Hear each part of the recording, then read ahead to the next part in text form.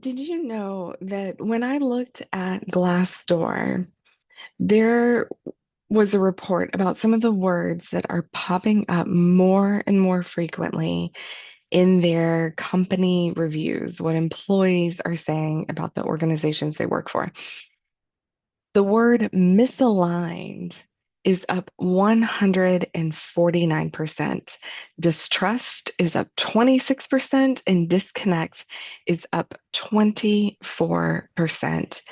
All of these just in the last year. 149% for misaligned. I think a lot of this is coming because we are not effective in our communications with our teams. And when we aren't effective in our communications with our teams, they're not going to be effective talking to one another, and they're not going to be effective in return for you. You probably feel like you were clear. You probably feel like you were super specific. You probably even used bullet points if you were sending an email. I know I've been there. But your team then went and did something completely different, or they didn't do anything at all. And you're left wondering if they're just checked out, are they testing you, or this one really stings, is it you? And you may actually find this happening personally and professionally, where the words you're saying that you think are so clear and so wonderful are not landing in the way that you want them to. And this entire week, we're going to be talking about communication, conversation, and preserving those relationships while we're doing it. This morning, I was looking at some of the current research and news that's out there, and the Edelman Trust Barometer. This is actually fascinating. I would encourage you to go out to their website. They have so many reports that I could spend a month talking to you every day about something that's on there. So I'm promise I'm not going to do that. But they did an annual global study. And one of the numbers that I saw really, really jumped out at me, and it was that 78% of employees trust their company. That's pretty good. 78% trust their company, but only 44% of them trust their leadership, trust their CEO, trust that they are actually connecting with them and actually connecting with the organization. So half, essentially, of those people, just slightly more than half, actually trust their CEO, trust their leadership team. And I feel like there's a breakdown in three very specific categories when we're communicating and we're building that trust. And when we actually need our staff to do the things that we need them to do, we need to communicate that very specifically. And there are three things that we are missing the mark on. And you might be missing the mark on one of them or all of them. I'm going to touch on all three of them. The first one is clarity. And this one is a really tricky beast because I don't mean clarity for you. I'm sure when you're communicating it, it's clear to you. What you're not doing is making sure that it's clear for your team, it's clear for the people around you. They need to know the answers to all their questions. And to be really honest with you, you don't know what all their questions are. You don't. You think you do. You have probably gotten better at it over time, but they may have something in the back of their mind that you have no idea is there. So clarity isn't just a responsibility on your part of using the right words or whatever. It's also getting feedback and information for them so that you can make sure that you've addressed everything that they need from you, right? Um, but a lot of times when we're communicating with that clarity, we communicate the what. I need you to do this, okay? I need you to create that. I need you to send this email. I need you to have this conversation, whatever it is. You've described the what, but not two other parts. You haven't described the what and what it looks like when it's done and who owns it. Whose responsibility is it? Okay, so I need you to send this email because, or so that we can end up, starting this project or setting a date to get this meeting on the calendar. Like yeah, I need you to ask so and so to do this, but so that what happens, so that what's accomplished. What's interesting is when you put the end point, what done really looks like, when you put that in there, you actually have fewer back and forth conversations. You actually end up taking things off your plate because you've been really clear from the start on what that looks like. And then who owns it? I want you to continue to reach out to them until you have gotten that meeting on the calendar, until you've gotten that answer to that question. Or once they respond back, let me know because I want to intervene on the conversation at that point, whatever it may be. They need to know who owns it. And I would even say that I would say, what other things do you need from me, or what other questions do you have in order to do this? And just open that door.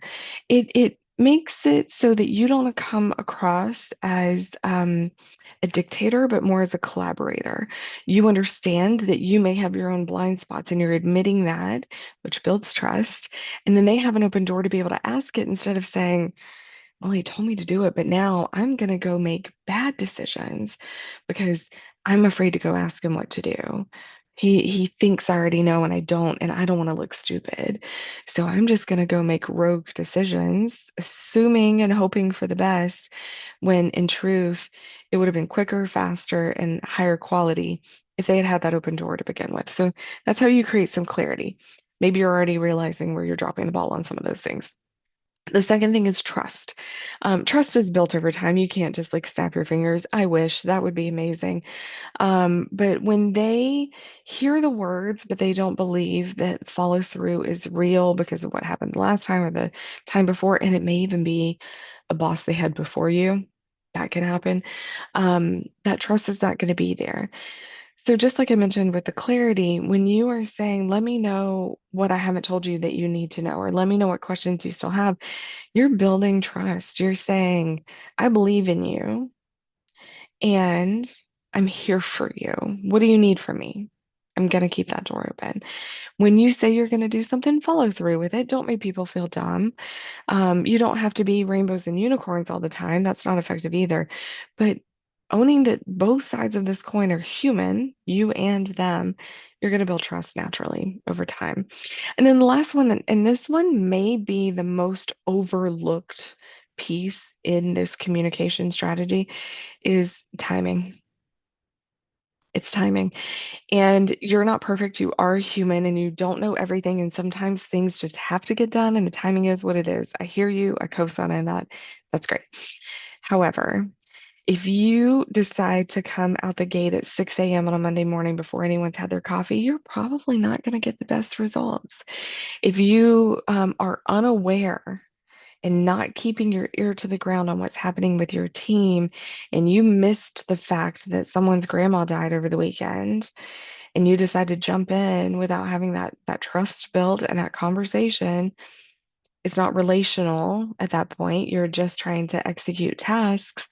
The timing's gonna be off. You have to build relationships, professional relationships with the folks that you're dealing with.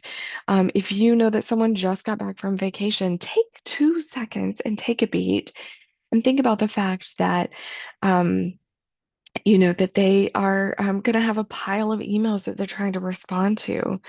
Maybe doing this thing that isn't timely, it just needed to be done, and you shooting that email or getting them on the phone is maybe not the best time for that conversation to happen. So um, you know, we tend to just feel like we can shoot from the hip and put things out there without really considering the person on the receiving end of that.